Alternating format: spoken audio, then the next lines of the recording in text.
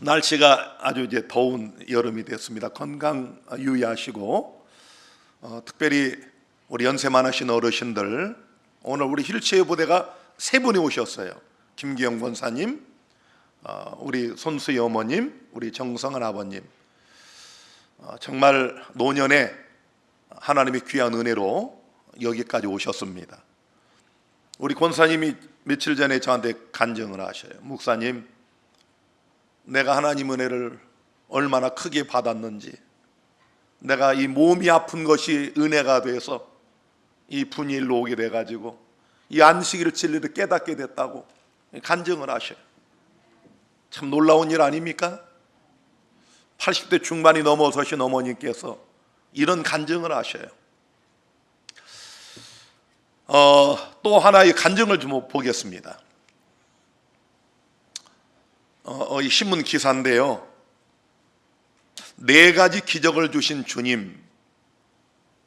재림신문이 난 기사를 우리 옥산교회 이상규 장로님께서 저한테 보내주셨는데, 제가 그때 좀 바빠가지고 이렇게 눈여겨 안 보고 지나갔어요.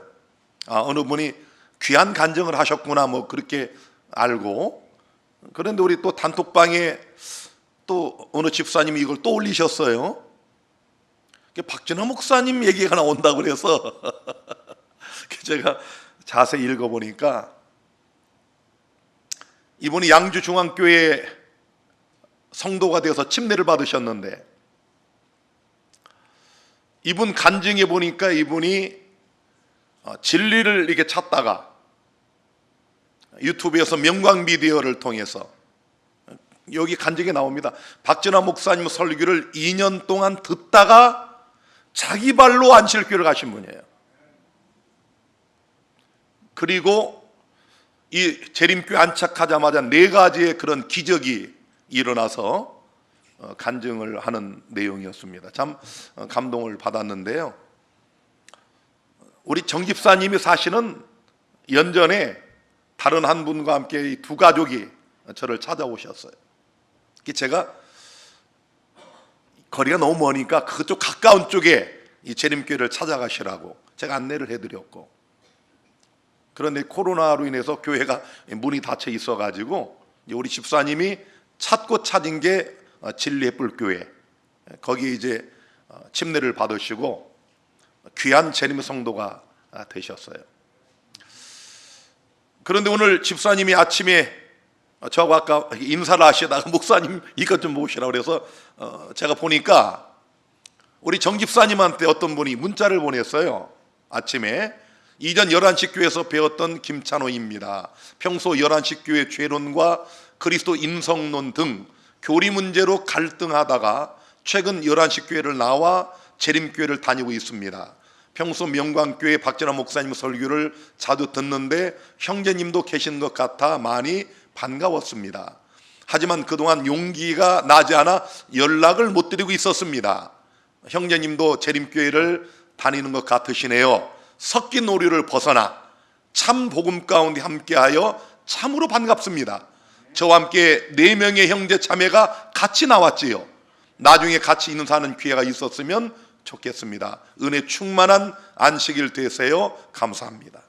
참 얼마나 이 가슴이 뭉클합니까? 우리 명광미디어가 지금 공중에 날아가는 천사의 이 역할을 아주 톡톡히 감당을 하고 있습니다.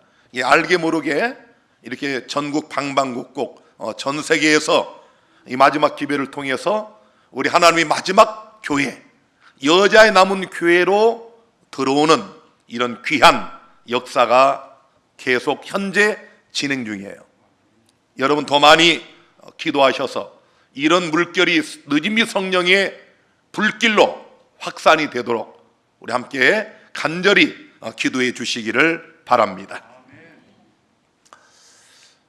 자, 오늘 우리가 은혜 받을 하나님 말씀의 주제는 아브라함의 믿음 4번째 시간, 믿음이 약하여지지 아니하고, 이런 제목인데요, 사실 오늘 우리 성찬 예식이 있고 또 오늘 이곳에 참석하신 몇 분들을 위해서 제가 좀 복음적인 그런 설교를 준비를 해서 오늘 아브라함의 이야기는 많이 하지 못할 것 같습니다.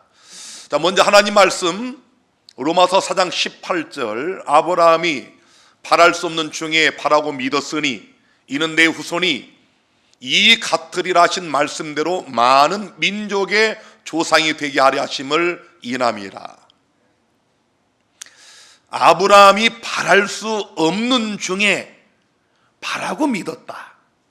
이 말은 도저히 불가능한, 인간의 생각이나 상식, 경험으로 도저히 있을 수 없는 그와 같은 상황에서 하나님의 말씀을 믿었다. 그런 말씀이거든요.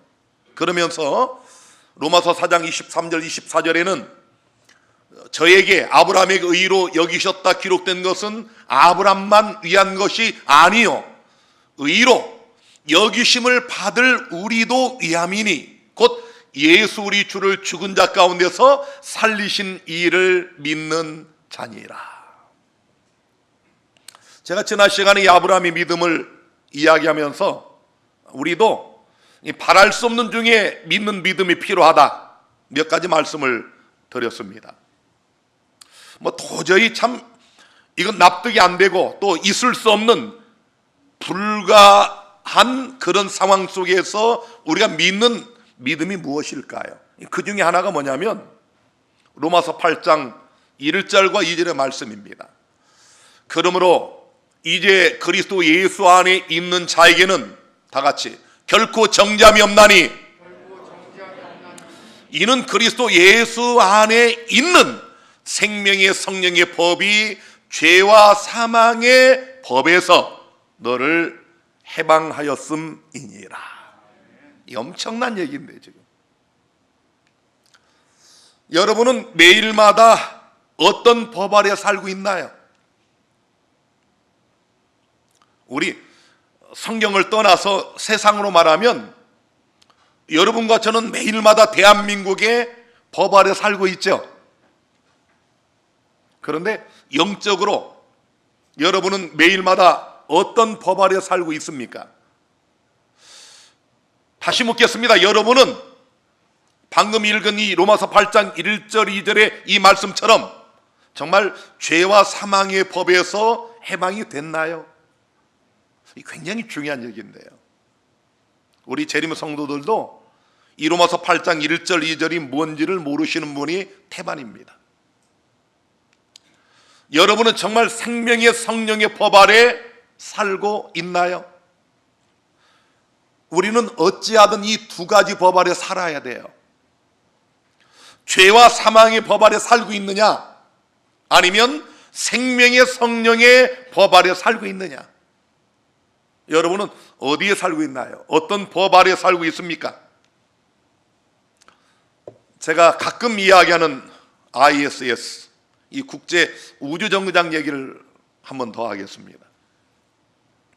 저 지구 위에서 떨어진 이 거리가, 제가 부산을 가보니까 한 350km가 넘은데 이 안성에서 부산보다 약간 먼 거리, 그러니까 굉장히 높이 떠 있죠. 그래서 우주정거장이라고 이름을 붙였습니다. 가만히 있는 것 같지만 이 우주정거장은 시속 28,000km. 안 놀라시네. 우리 고속도로에서 시속 150만 달려도 뒤에 타신 분들은 너무 빠른 거 아니야? 시속 한 180 달리면은 운전자도 머리가 쭈삣쭈삣 씁니다. 그런데 시속 얼마라고요? 28,000km. 참. 여러분이 지금 뭐가 뭔지 몰라 안 놀라시는 것 같아요. 쉽게 말하면 이 국제우주선이 지구를 90분마다 한 번씩 하루에 한 거의 16바퀴 돕니다. 빨라요? 느려요? 엄청 빠르죠. 아니 지구를 1시간 반 만에 돈다니까요. 엄청 빠르죠. 그런데 이 국제우주선에 있는 분들은 우리가 가끔 보면 저렇게 막 거꾸로 누워있고 뭐 날아다녀. 그죠? 왜 그런가요? 왜 그래요? 왜 그래요?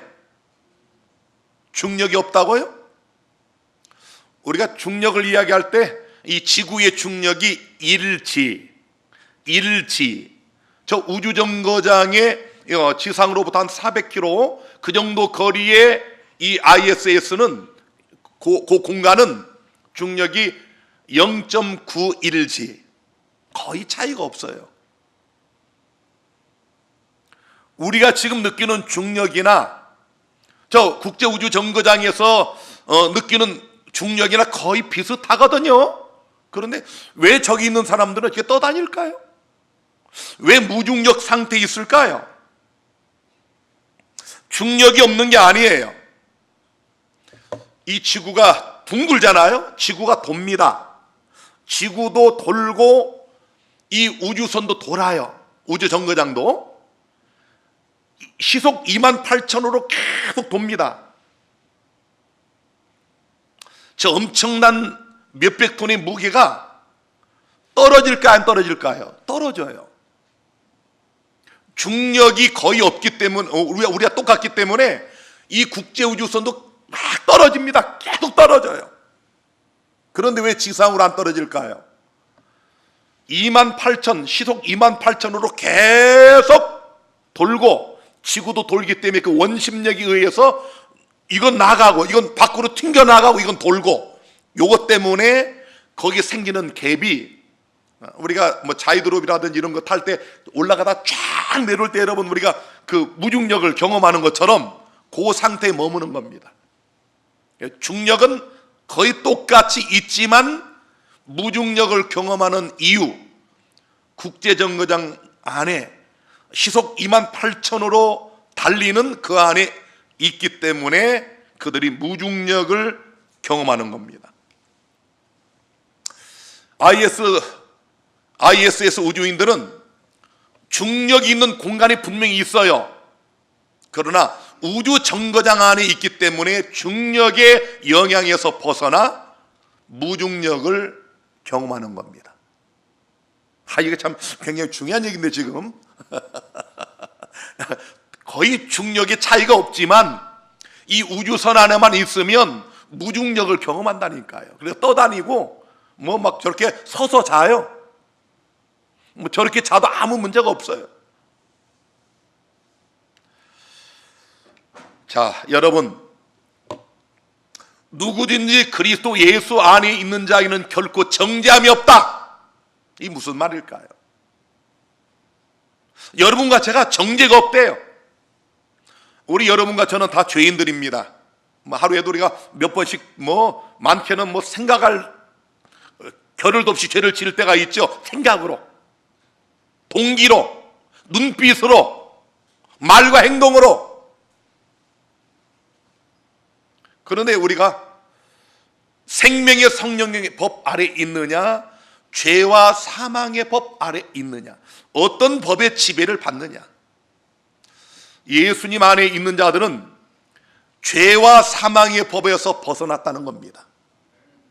그래서 정죄가 없대요.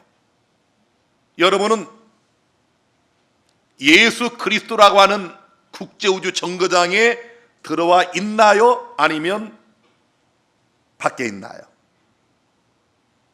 지금 그걸 이 로마서 8장이 말씀하는 거예요. 화이트는 가르뽑는 기별 1권 365페이지에서 이렇게 말합니다. 죄인의 유일의 한의와 소망은 갈바리의 십자가를 바라보는 데 있다.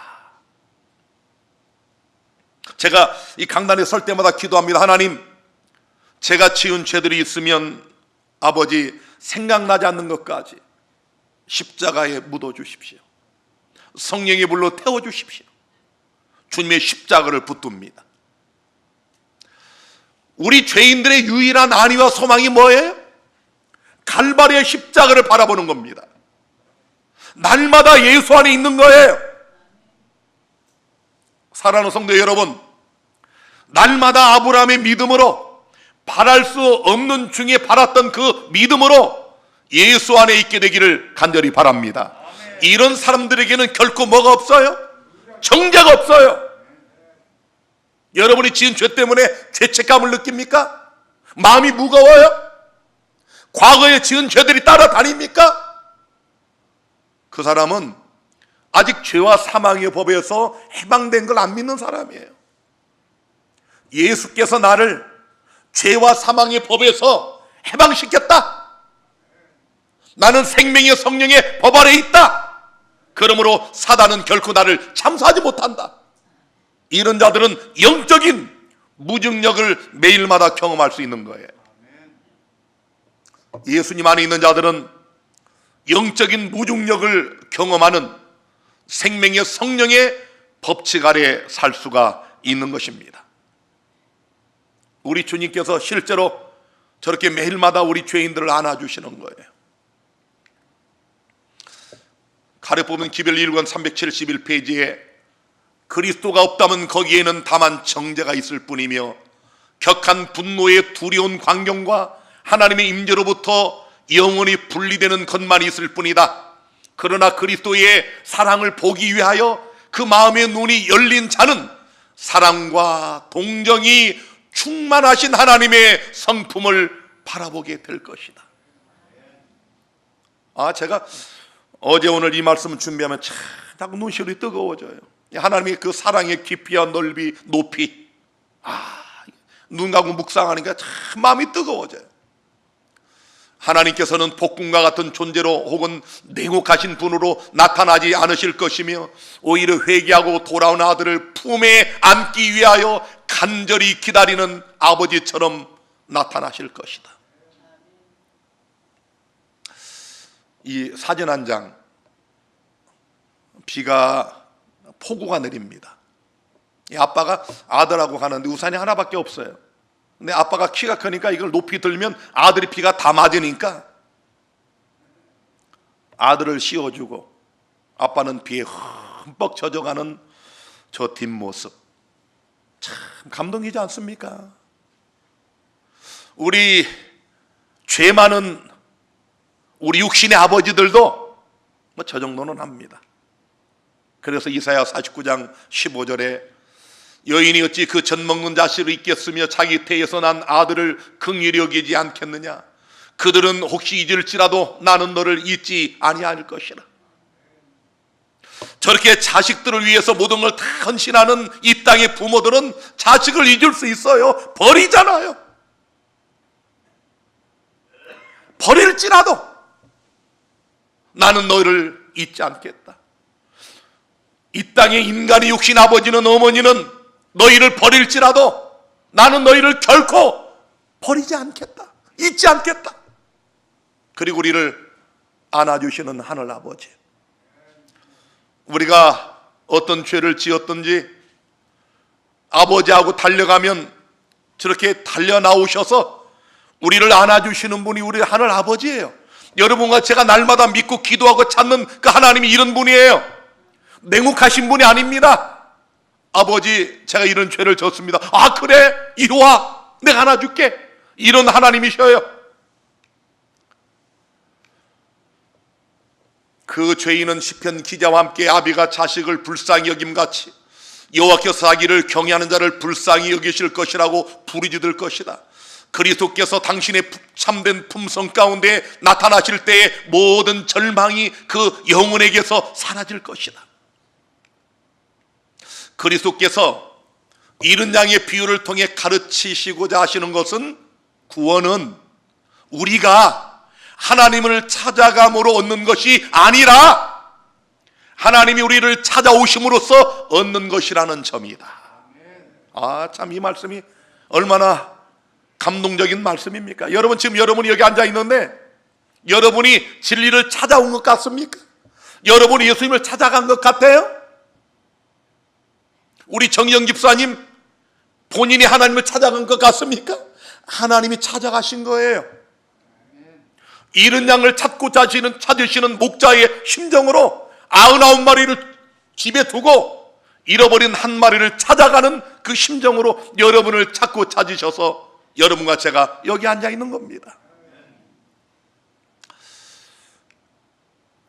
우리가 요한복음 4장을 읽어보면 이 4장 전체에 놀라운 사건이 하나 나오죠. 일명 수가 여인, 사마리아 우물가에서 예수님을 만난 그 여인, 남편이 5이나 있었고 현재 있는 그 사람도 네 남편이 아니라 참 기가 막히잖아요. 아니 이런 기구한 운명이 있나요? 자, 뭐 여러 가지 환경적 여러 영향 때문에 남편이 5이나 지나가고 지금 있는 남편도 남편이 아닌 이런 부도덕하게 보이는 한 여인, 그러나 뭔가 마음에 늘 진리를 갈망하는 이 여인을 우리 주님이 아시고, 여기 3절에 보시면 유대를 떠나서 다시 갈릴리로 가실새 사마리아로 통행하여야 하겠는지라. 사마리아에 있는 수가라는 동네에 이르니, 여러분 여기 이 말씀 보세요. 사마리아로 통행하여야 하겠는지라. 저기 지금 보시면 밑에 그 예루살렘 보이죠? 유다. 우리가 보통 그 사도행전 1장에도 너희가 성령을 받으면 예루살렘과 온 유다와 사마리아와 땅끝까지, 그게 그런 얘기예요. 예루살렘, 온 유다, 그 다음 사마리아, 땅끝. 거기 저 유다에서 저쪽 갈릴리로 가려면 오른쪽 빨간 그 비선 그리 돌아가요. 여기 직선거리로 가면 3일이면 가는데, 솔로몬 시대 이후부터 750년 동안 이 사마리아 사람들은 계치급을 받았어요. 이게 사마리아 사람하고는 상종을 안 해, 유대인들이. 그래서 그들 꼴보도 보기 싫어서 그 바로 가지 않고 일주일 걸리는 저 비선거리로 돌아다녔어요, 유대인들이. 아, 지독한 사람들이에요. 이게 상종을 안 하는 거예요. 그런데 우리 예수님께서 이 예루살렘에서 갈릴리로 가시는데 일반 유대인들처럼 돌아가지 않고 사마리아로 통행하여야 하겠는지라. 아, 이게 무슨 얘기인가 이게. 기구한 운명에 빠졌지만 영생을 갈구한 여인이 있는 걸 아시고 일부러 그 뙤양빛을 걸어서 80km 이상을 걸어가셨어요. 내가 주는 물을 먹는 자는 영원히 목마르지 아니하리니 나의 주는 물은 그 속에서 영생하도록 솟아나는 샘물이 되리라. 오 주여, 그 물을 저에게 주시옵소서. 이 사마리아 여자가 예수님 만나고 거기서 거듭났어요. 요한복음 4장 28절에 여자가 물동이를 버려두고 동네에 돌아가서 사람들에게 이르되 나의 행한 모든 일을 내게 말한 사람을 와 보라, 이는 그리스도가 아니냐, 메시아가 나타났다.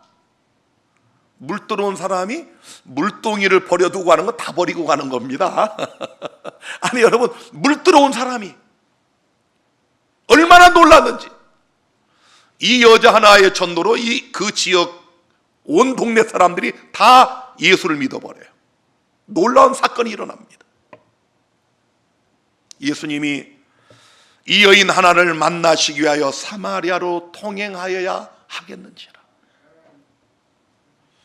한 10여 년 전에 2011년경이죠. 제림마을의 필리핀의 민다나오에 있는 한국인 선교사가 사진 하나를 이렇게 올려놨어요. 뿌용이라는 29살 여인인데 아이가 5명이에요. 그런데 이 튜머, 이 혹이 나가지고 한국인 선교사가 왔다 그러니까 산을 넘고 산을 넘어 아이들 둘쳐 업고 손을 잡고 그 선교사가 주는 그 약을 타러 온 거예요. 민다나오가 어디냐면은 여기 필리핀 이 지도인데요. 저기 마닐라 보이고 거기서 한참 비행기를 타고 가야 저 민다나오인데요. 그 다음에 저기서도 또 이 발렌시아가 이 지역인데 여기 아주 산, 굉장히 큰 산이 옆에 있고 아주 뭐 산산첩첩 산골, 아주 후미진 곳에 살고 있어요. 그런데 아니 세상에 지금 혹이 이렇게 나가지고 막 이 안에서 저기 보시면 여러분 이제 고름이 꽉 차가지고 이런데 한국인 선교사에 그냥 약 타러 온 거예요. 약 타러. 병원 한 번 못 가고.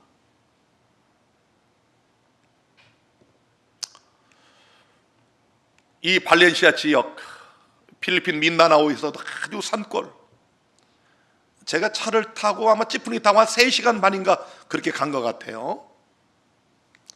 이 여인을 만났는데 제가 보니까 심각해요.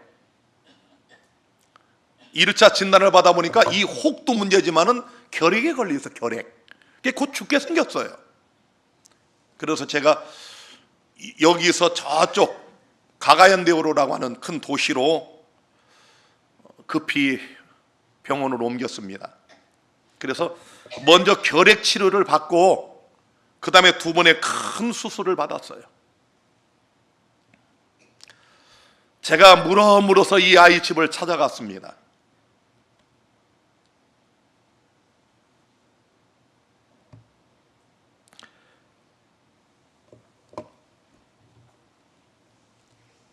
갔더니 저 움막 비슷한 곳에서 아이 5이 있어요.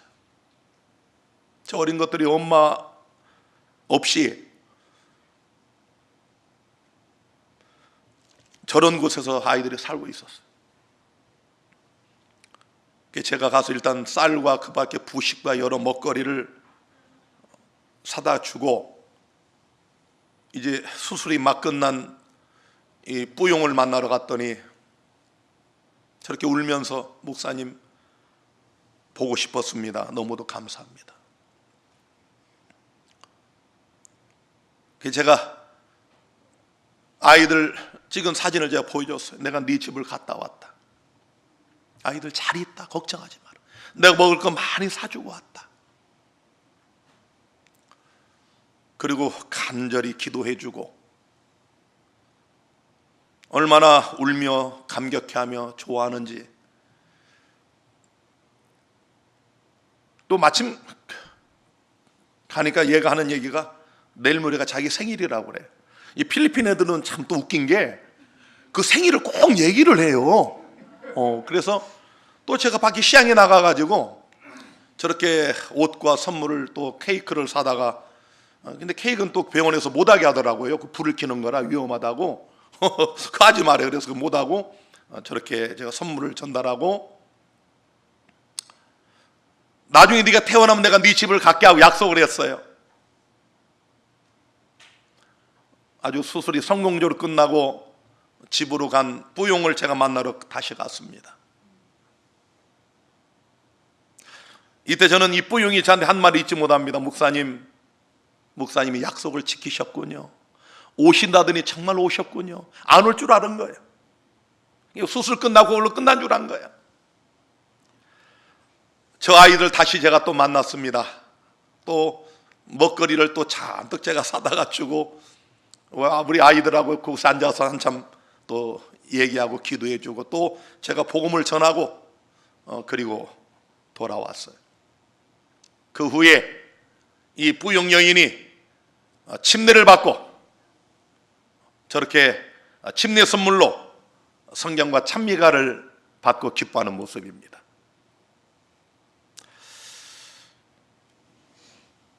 하나님께서 그 재림마을에 했던 그 사진 한 장, 그곳을 제가 보고 거기를 달려간 거예요. 여러분, 마닐라에서도 비행기 타고 가가지고 또 찌푸리 타고 몇 시간을 달려가고, 제가 그때 또 죽을 뻔했어요. 거기 갔다 오다가 버스에 불이 나가지고, 버스가 달리는 뒤에서 불이 나가지고 그것도 제가 제일 뒤에 탔거든요. 창문도 안 열리는 그 버스 있지 않습니까? 그래서 간신히 한 5분 만에 다 탈출해가지고 살았는데 참 정말 굉장히 험한 이 뿌용이 사는 발렌시아 지역, 하나님께서 이 여인을 불쌍히 여기신 거예요. 이 여자가 그 아이가 5인데 아빠하고도 한 2명이나 3명이 돼요. 아빠가 또 다 달라요. 필리핀 아이들 그렇습니다. 그런 아이들 많아요. 생각 없이 낳는 거예요. 그냥 남편도 또 도망가 버리고. 이 여인이 이 5 아이를 데리고 저 움막에 사는데 먹을 게 있어요. 뭐가 있어요? 이게 병이 걸려가지고 결핵까지 걸렸는데 뭐 어디 병원을 갈 수 있습니까? 뭘 할 수 있습니까? 하나님이 이 여인과 5 영혼을 구원하시기 위해서 저를 보내주셨어요. 화에서는 이렇게 썼습니다. 실물 교훈 189페이지에 자신의 가난함과 사악함을 깨닫는 불쌍한 자들을 구원하기 위하여 내가 이 세상에 왔노라. 하늘의 천사들은 너희가 업신여기는 이러한 잃어버린 바 된 사람들에게 깊은 관심을 가지고 있다. 그대들은 방황하는 자들 중에 몇 명이나 찾아서 우리로 돌아오게 했는가? 그대가 장래성도 없고 매력도 없이 보이는 자들에게서 돌아설 때에 그리스도께서 찾고 계시는 영혼을 등한히 하고 있다는 것을 깨닫는가? 우리가 볼 때는 뭐 형편없이 보이고 남들이 다 무시하고 사람 같지 않고 이런 사람들일지라도 우리 주님은 사랑하신다는 거예요. 하늘의 천사들은 이런 자들을 깊은 관심으로 보신다는 겁니다. 우리 예수님의 그 사랑이 그 태양볕 80km 이상을 걸어서 사마리아 수가 여인을 만나신 겁니다.